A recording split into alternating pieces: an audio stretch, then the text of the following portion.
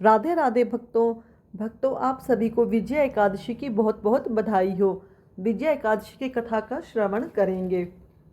फाल्गुन मास कृष्ण पक्ष की एकादशी।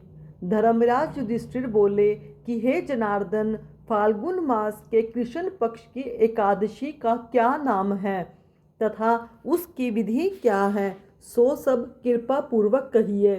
श्री कृष्ण भगवान बोले कि हे राजन, फाल्गुन मास के कृष्ण पक्ष की एकादशी का नाम विजया है। इसके व्रत के प्रभाव से मनुष्य को विजय मिलती है। इस विजया एकादशी के महात्म के श्रवण पठन से समस्त पाप नष्ट हो जाते हैं। एक समय देवऋषि नारद जी ने जगत पिता ब्रह्मा जी से पूछा कि हे ब्रह्मा जी, आप मुझे फाल्गुन मास के कृष्ण पक्ष की विजया नामक एकादशी का विधान बतलाइए। ब्रह्मा जी बोले कि हे नारद, विजया एकादशी का व्रत पहले किए गए पाप तथा वर्तमान में किए हुए पाप दोनों को नष्ट करता है और समस्त मनुष्यों को विजय प्रदान करता है। त्रेता युग में श्री रामचंद्र जी को जब 14 वर्ष के लिए वनवास हो गया था, तब वह श्री लक्ष्मण तथा सीता सहित वनवास को चले गए थे। पंचवटी में उन्होंने निवास किया। उस जगह महापापी रावण ने श्री सीता जी को हरण किया। इस दुखद समाचार से श्री राम जी तथा लक्ष्मण जी अत्यंत व्याकुल हुए और श्री सीता जी की खोज में चल दिए। घूमते घूमते वे मरणासन जटायु के पास पहुँचे। जटायु भी अपनी कथा सुनाकर स्वर्गलोक को चला गया। कुछ आगे चलकर इनकी सुग्रीव के साथ मित्रता हो गई और इन्होंने बाली का वध किया। श्री हनुमान जी ने लंका में जाकर सीता माता का पता लगाया। वहां से लौटकर हनुमान जी ने श्री रामचंद्र जी के पास आए और उन्होंने लंका का सब समाचार रामचंद्र जी से कहा। श्री रामचंद्र जी ने सुग्रीव की सहमति लेकर वानरों और भालुओं के सहित सेना को लेकर लंका को प्रस्थान किया। श्री रामचंद्र जी समुद्र के किनारे पहुंच गए। तब उन्होंने महान अगाध और मगरमच्छ से युक्त समुद्र को देखकर श्री लक्ष्मण जी से कहा कि हे लक्ष्मण, इस समुद्र को हम किस प्रकार पार कर सकेंगे।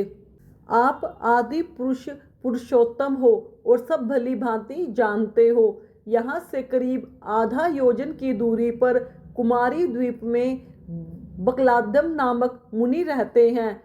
आप उनके पास जाकर इसका उपाय पूछिए। लक्ष्मण जी के वचनों को सुनकर श्री रामचंद्र जी बकलादव्य ऋषि के पास गए और उनको प्रणाम करके बैठ गए। मुनि ने उनसे पूछा कि हे रामचंद्र जी, आप कहाँ से पधारे हैं। श्री रामचंद्र जी बोले, हे महर्षि, मैं अपनी सेना के साथ यहाँ आया हूँ और राक्षसों को जीतने लंका जा रहा हूँ। आप कृपया करके समुद्र पार करने का कोई उपाय बतलाइए। ऋषि बोले कि हे श्री राम, मैं आपको एक उत्तम व्रत बतलाता हूँ। फाल्गुन मास के कृष्ण पक्ष की विजया एकादशी का व्रत करने से तुम अवश्य ही समुद्र को पार हो जाओगे और तुम्हारी विजय निश्चित होगी। हे श्री राम जी, इस व्रत की विधि यह है कि दशमी के दिन स्वर्ण, चांदी, तांबा या मिट्टी का एक घड़ा बनाएं। उस घड़े के नीचे सतनजा मतलब कि 7 प्रकार के मिले हुए अनाज को रखें और उसके ऊपर जौ रखें। उस पर श्री नारायण भगवान की स्वर्ण की प्रतिमा स्थापित करें। एकादशी के दिन स्नान आदि नित्य क्रम से निर्वित होकर धूप, दीप, नैवेद्य, नारियल आदि से भगवान की पूजा करें।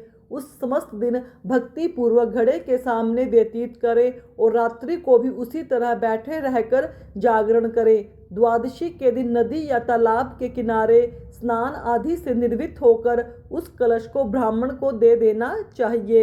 हे राम, यदि तुम इस व्रत को सेनापतियों के साथ करोगे तो अवश्य ही विजय को प्राप्त करेंगे, क्योंकि इस एकादशी का नाम ही है विजया एकादशी, जो हर कार्य में विजय दिलाई।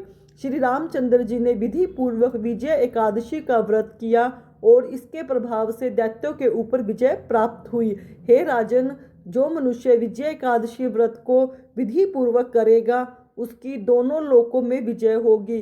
श्री ब्रह्मा जी ने नारद से कहा कि हे पुत्र, जो इस व्रत का महात्म सुनता है उसको वाजपेयी यज्ञ के बराबर फल की प्राप्ति होती है। बोलो श्री हरि विष्णु की जय। भक्तों, यह थी विजय एकादशी की कथा। विजय एकादशी की कथा जैसे इसके नाम के अनुसार ही स्पष्ट होता है कि विजय, हर कार्य में विजय प्राप्त करना, इसलिए इसे कहते हैं विजय एकादशी।